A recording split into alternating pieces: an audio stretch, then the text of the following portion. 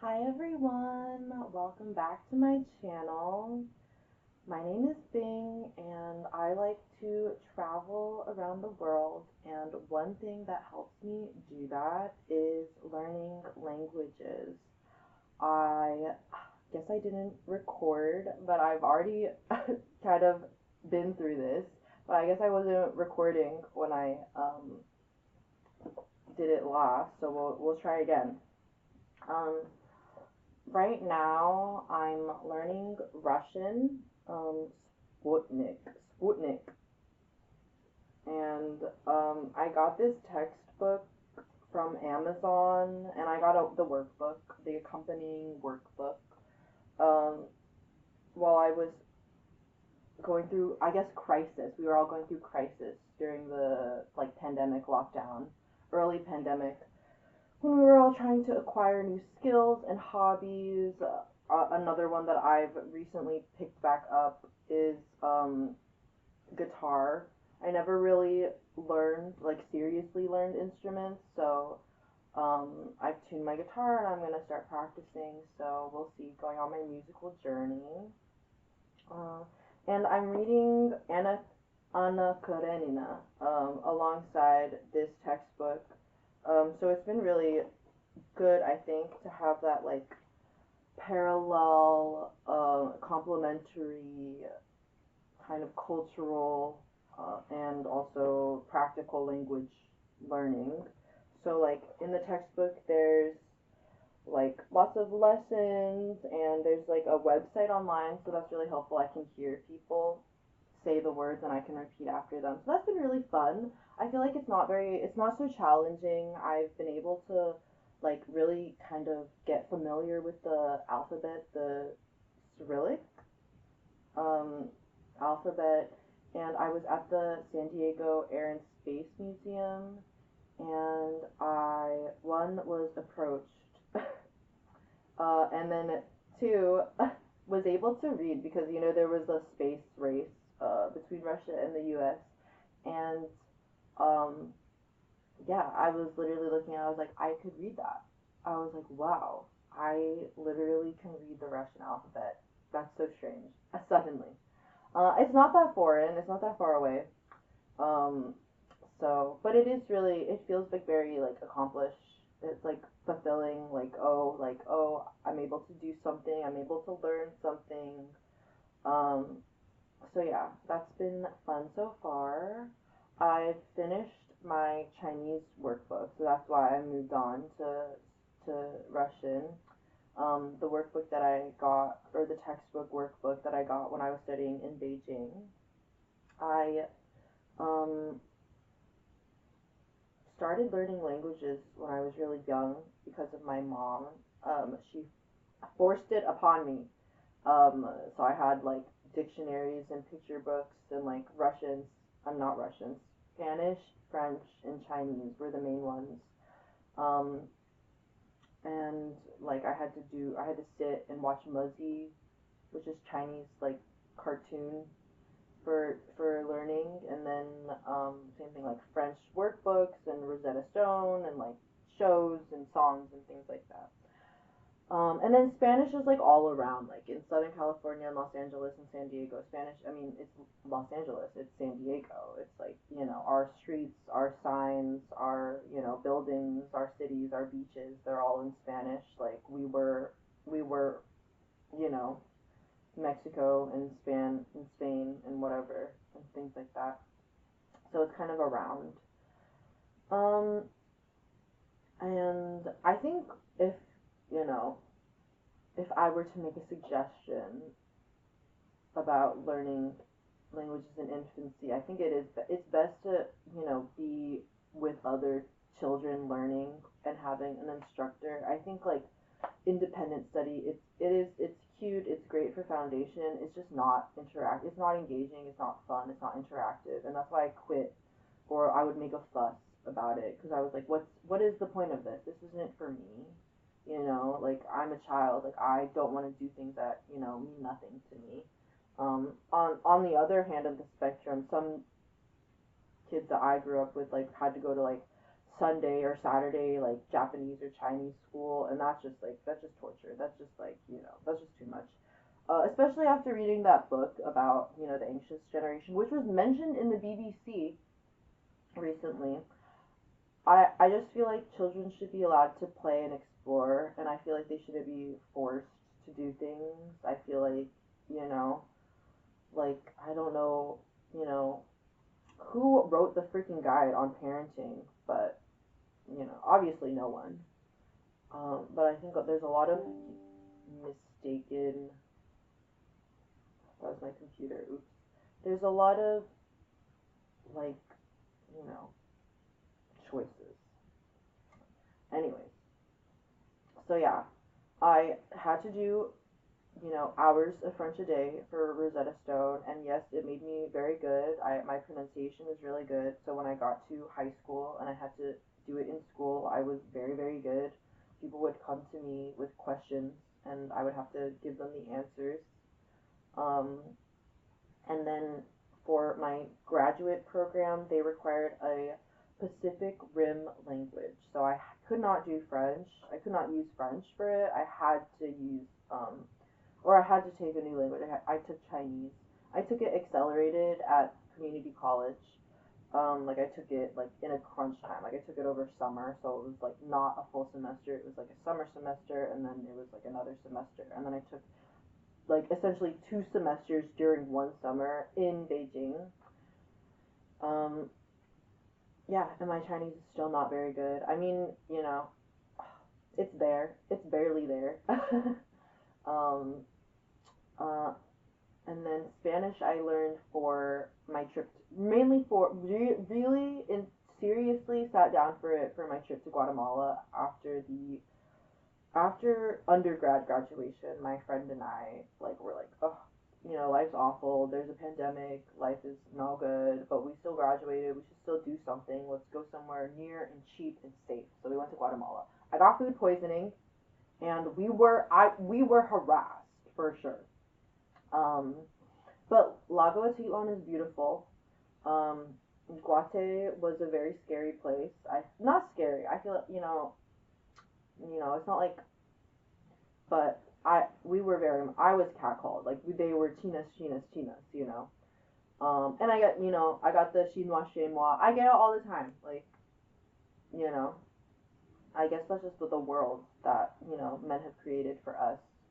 Um, what is my friend? It's morally bankrupt. My friend said men are spiritually diseased.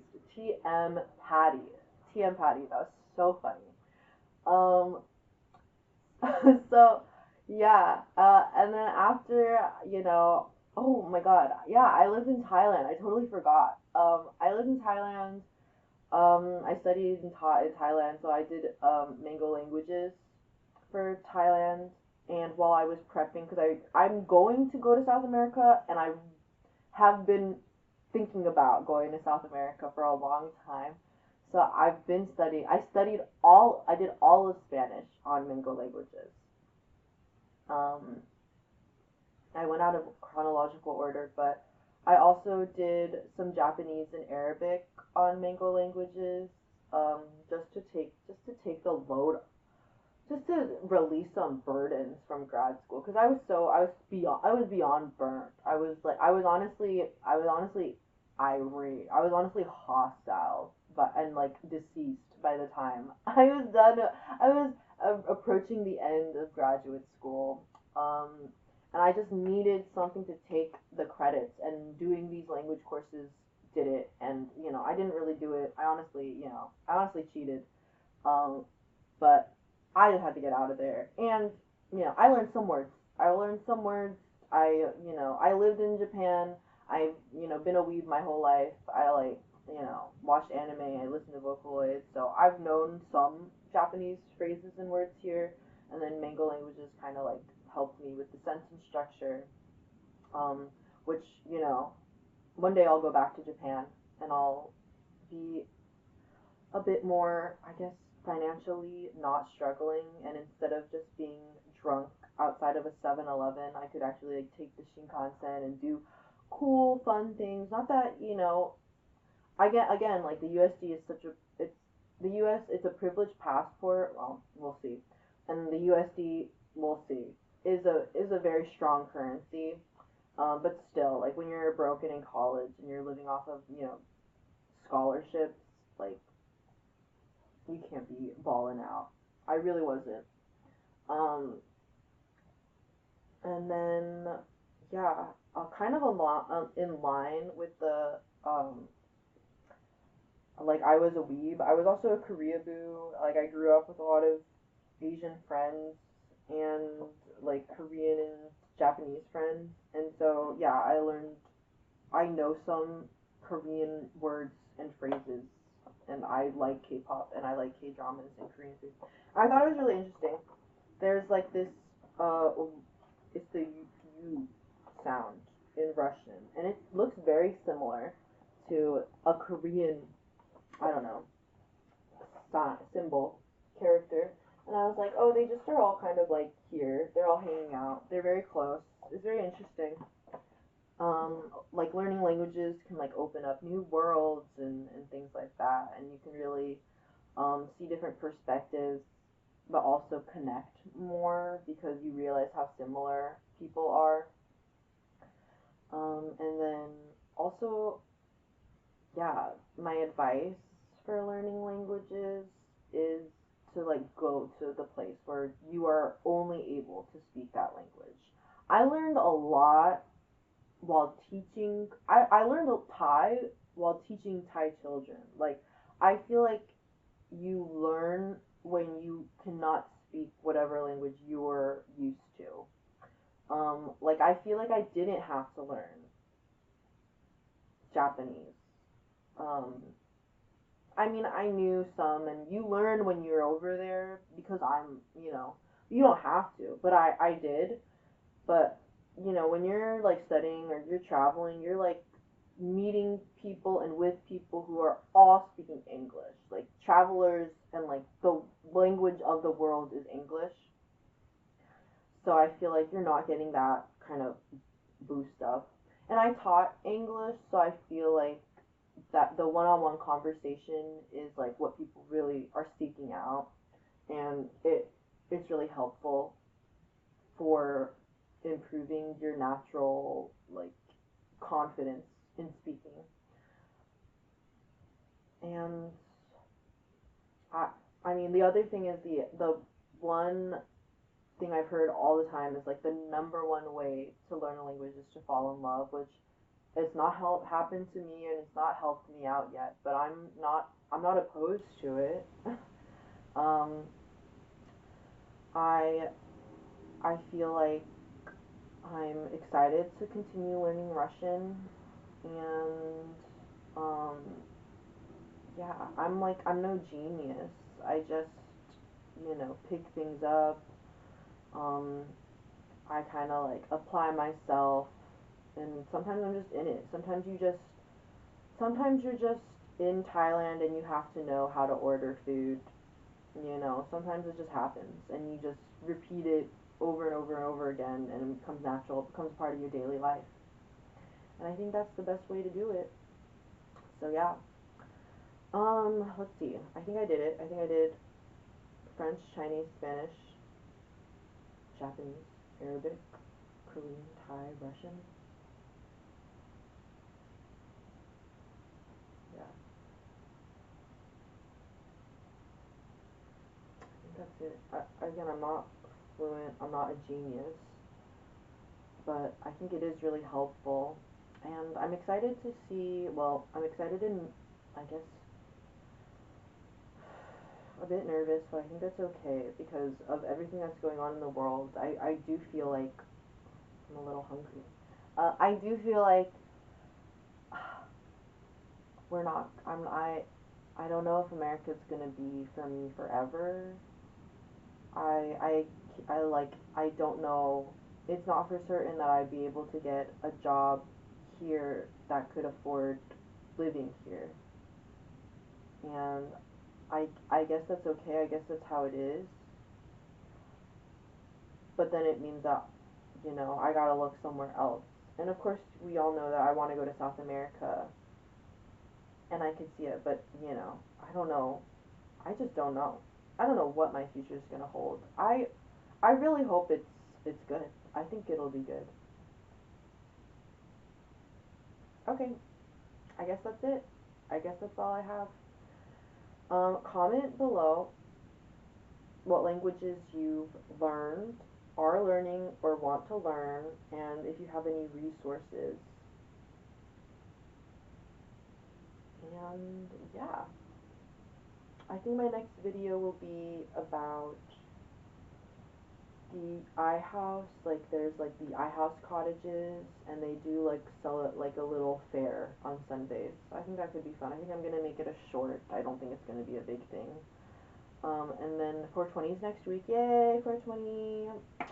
I'm not gonna throw up this year. And I hope everybody stays safe and has a good time. And yeah, I think it's time for lunch. So thank you for watching, and I hope you enjoyed. And I'll see you next time. Bye bye.